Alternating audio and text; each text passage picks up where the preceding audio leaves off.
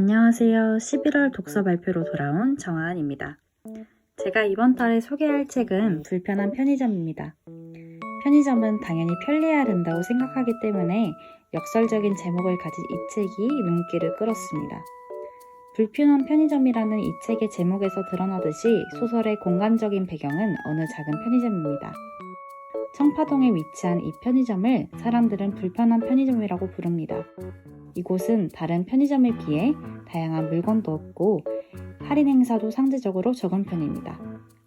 하지만 불편한 편의점이 된 가장 큰 이유는 그곳에서 근무하는 직원 때문입니다. 곰같이 생긴 그는 생김새뿐만 아니라 말과 행동 또한 굉장히 굼뜹니다. 그의 이름은 돋고, 그게 성인지 이름인지는 아무도 모릅니다. 그 자신까지도요. 사실 편의점에서 일하기 전 돋고 씨는 서울역 노숙자였습니다. 어느 날 그는 분홍색 파우치를 줍게 되고 그것을 주인인 염여사에게 돌려주게 됩니다.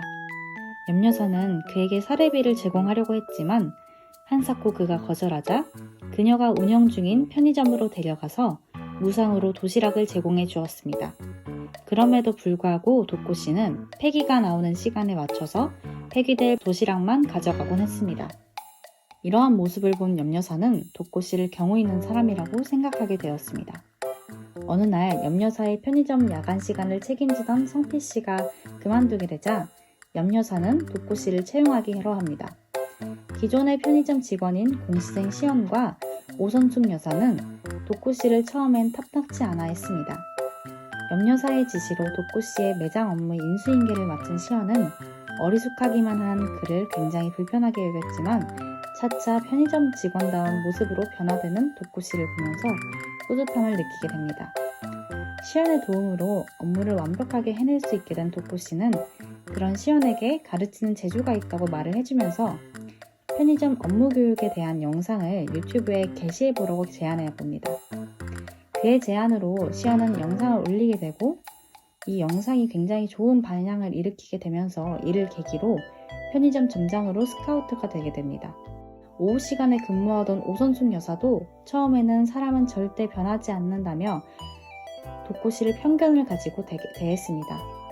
하지만 여러 가지 일들을 통해 돋고 씨에 대한 편견이 깨지고 뿐만 아니라 그의 조언을 통해서 그녀의 아들과의 관계를 개선하게 됩니다.